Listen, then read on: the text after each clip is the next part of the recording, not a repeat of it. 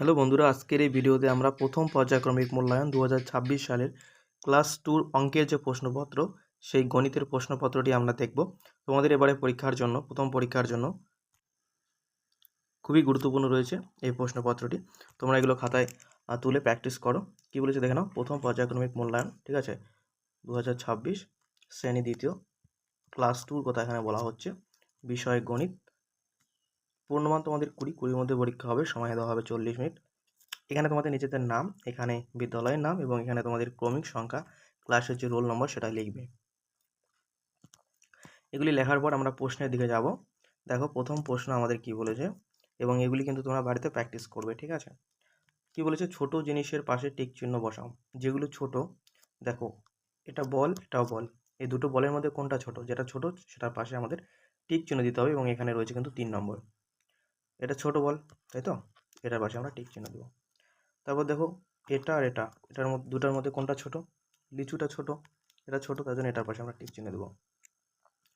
তারপরে দেখো নিচে কি আছে, দুটো গাছের ছবি দেওয়া আছে, এখানে দেখো কোনটা ছোট, এটা ছোট, তাই তো, তাহলে এটার পাশে আমরা টিক চিহ্ন দেবো। দেখো 2 এর প্রশ্ন কি আছে,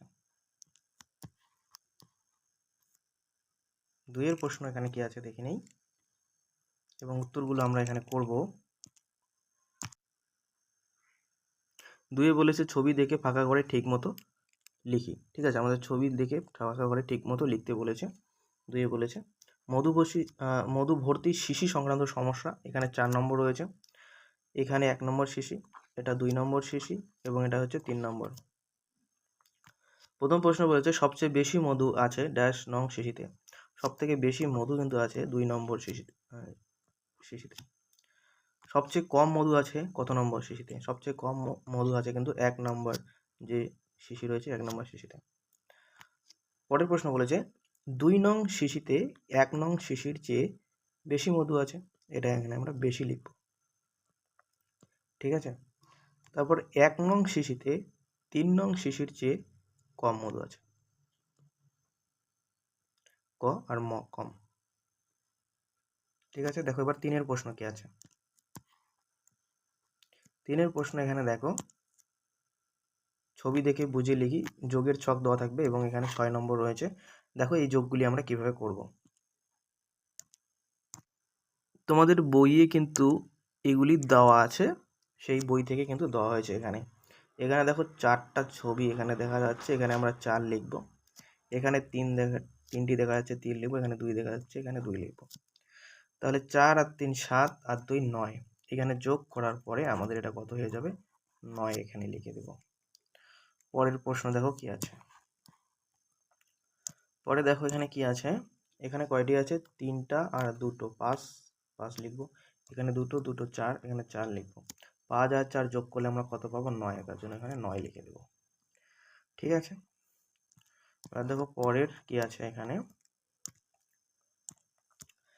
কয়টি প্রজাপতি আছে, 3টে 6টা, এখানে 6 লিখবো, এখানে 3টে 2টো 5টা, এখানে 2 লিখবো। তাহলে 6 আর 2 5টা, সরি, এখানে কত বললাম, 5, এখানে 6টি, এখানে 5টি, দুটো মিলে যোগ করলে হবে 11টি, তাই তো। এবার দেখো পরের প্রশ্ন, 4 প্রশ্ন আমাদের কি আছে।